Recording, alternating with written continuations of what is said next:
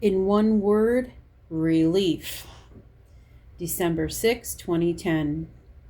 Okay, so I signed up to participate in a writing project called Reverb 10. Why? Well, I was inspired by my longtime friend and former college roomie, Lisa, who has accelerated leaps and bounds in her creative writing efforts this year.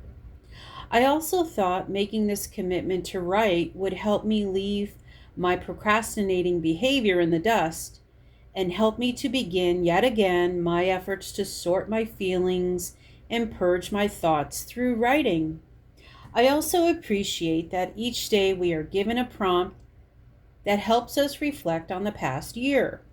As it turns out, in December, I always tend to reflect on what went well, what were my challenges, and how I can make the upcoming new year a fresh start and opportunity to accomplish some of my goals. So at this point, being that it is December 6th, I am a few days behind, but I plan to play catch up today, so bear with me. December 1st, one word. Encapsulate the year 2010 in one word. Explain why you're choosing the word. Now, imagine it's 1 year from today.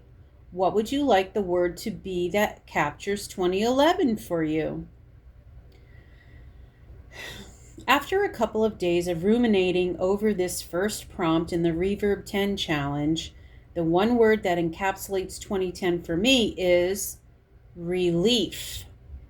It feels like I am breathing much easier in 2010 than the previous year of 2009.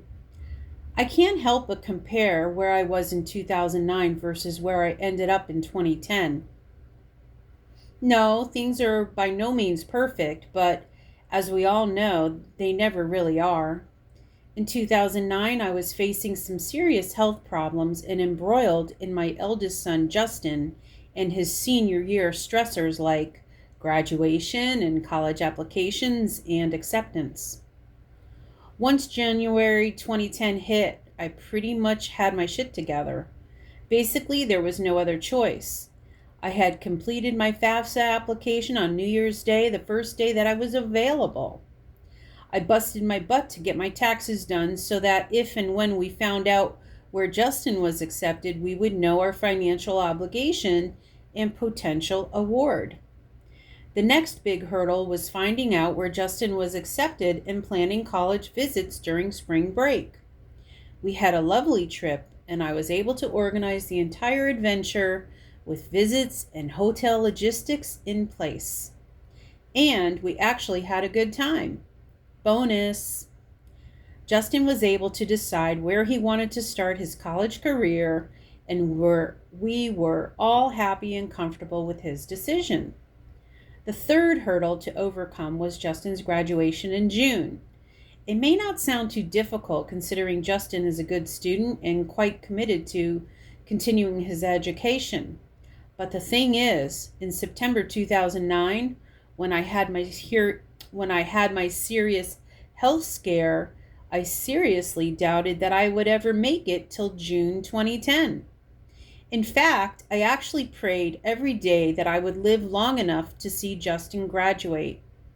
And here I was, sitting in the audience, proud as ever that Justin was graduating and I was there, alive, to see it. I had been concerned in anticipation of Justin leaving for college that my younger son, Nicholas, would have an extremely difficult time dealing with Justin's absence from home. The thing is, Justin and Nicholas are not only brothers, but they are best friends. Yes, there is 4.5 years between them, but they are extremely close. They have always respected and loved each other, and I never ever had to break up a physical fight. They are brothers, they are each other's protector, and they love each other. So I wondered what I could do to help Nicholas get involved in something that was his own, something that would keep him busy and focused on himself, rather than the fact that his best friend was away. Since Nicholas was a baby, we were encouraged by complete strangers to get him into modeling. He had an agent when he was 11 months old and did a print job. I took him to New York after agencies expressed an interest and even declined offers for contracts. I just didn't see myself making the commitment to commute from Connecticut to New York as a young mother with a toddler in tow. Looking back now, I wish I had, but I digress. So, over the years, we tinkered with the idea of getting back into it. When we moved to Raleigh, North Carolina, I knew we left the market for major opportunities in the industry. But as a result of Nicholas being on the City of Raleigh swim team, Nicholas's picture was used in a marketing campaign for the City of Raleigh Department of Parks and Recreation. His image was used in their brochure, a magnet that was sent to residents, and believe it or not, it was used in a poster that is framed at our local Applebee's restaurant. When I was very new to Facebook last year, I heard of a tween model search contest sponsored by a local photography studio. Nicholas agreed to participate, did the photo session, and we solicited and campaigned for online votes. Nicholas was one of the 2009 Soul Fusion Photography Tween Model Search winners. We won a free photo session. We ordered some 8x10s. Then I thought I should send out his photo and resume to some local agents. In July, we were invited to audition for a local agent, and Nicholas was signed to a 2-year contract. He's done his first taped audition reading for a major cable television show. He's taken a class. He is on his way, pursuing his career in one of his passions. Yes. As for me, well, I finally started my blog. No, I don't have many followers, but I did start the healing within myself and my soul. Writing for me is therapy.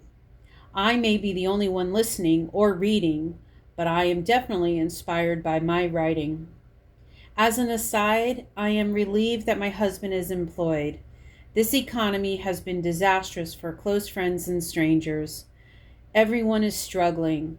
My husband works his ass off, and while it has not been recognized financially, we are grateful that he has a place to go every day and make a contribution. Looking ahead to 2011, I anticipate that the word to summarize the year will be achievement. I know Justin will do well in college and anything he puts his mind to. I just want him to be happy and fulfilled with whatever he chooses to pursue. Nicholas will take some classes to hone his craft. Nicholas will book print jobs, commercials, and participate in movies and television. He will be a paid actor and model. I will continue to blog more diligently and frequently and write my goddamn novel. David will be financially recognized for his hard work in 2011. Final words: believe and achieve.